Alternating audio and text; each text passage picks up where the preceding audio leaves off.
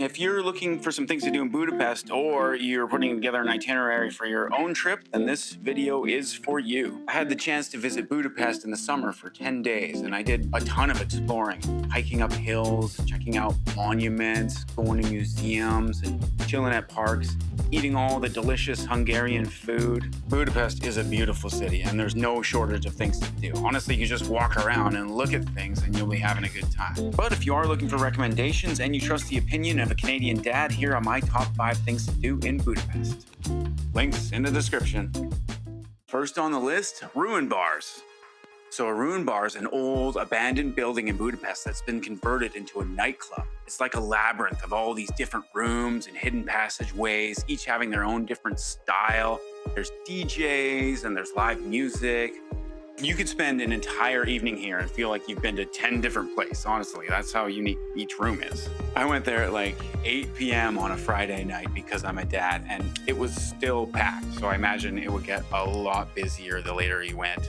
Speaking of which, I don't think kids are allowed here, so if you're traveling with family, you might want to skip this one. But if you're by yourself and you're of age, check it out.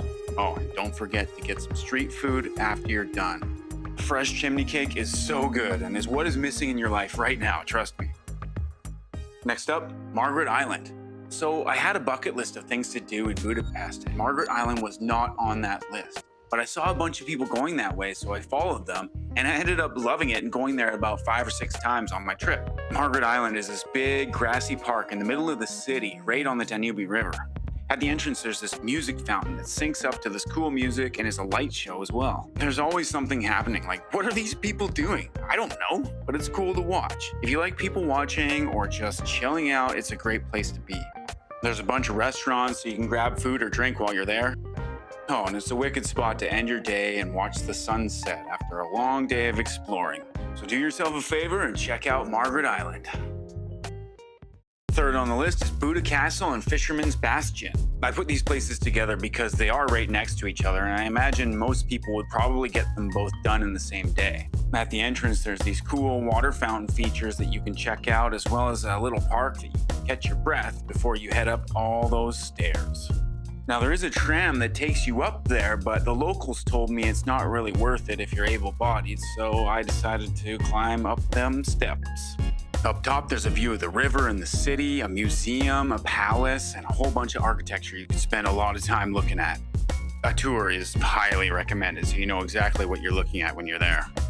When you're done at Buda Castle, just follow the line of tourists walking down the street, and you'll eventually make it over to Fisherman's Bastion, another popular monument in Budapest with some of the coolest architecture I have ever seen.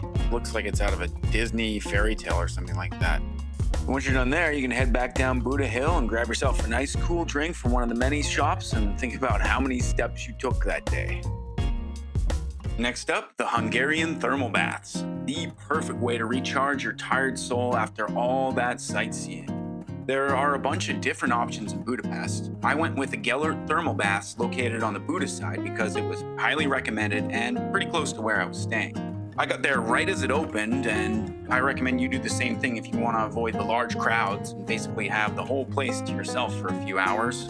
It felt like a mini vacation from my vacation. There were 10 different baths to choose from, indoor and outdoor, all different temps. You can do a cold plunge if you're brave enough, and then jump right into a hot tub, or just relax poolside outdoors and soak up some vitamin D. You could spend an entire day here easily. There's so much variety and things to look at. All you have to do is relax and get over that tourism FOMO, okay, Murray? Budapest isn't going anywhere. Number 1, the famous Parliament buildings. I saw pictures before my trip and it was on my list of things to do already, but it wasn't until I arrived in Budapest and saw it with my own eyes that I knew I needed to go there. It's one of those things where the pictures don't do it any justice and you have to see it in person to fully appreciate it. And as beautiful as it is during the day, it's even more mesmerizing at night when it's all lit up. So I recommend that you plan around seeing it at both times if you can. Oh, and make sure you reserve your tickets for the tour as it can get very busy, especially on the weekends. I screwed this up and didn't get the tour. There is a free smaller museum that you can check out that showcases some of the external pieces throughout time, but even just walking around the building is a fantastic experience and you can see why it is one of Budapest's most popular attractions. See what I mean? Look at that place. Well, you made it to the end of my video. Thanks for watching.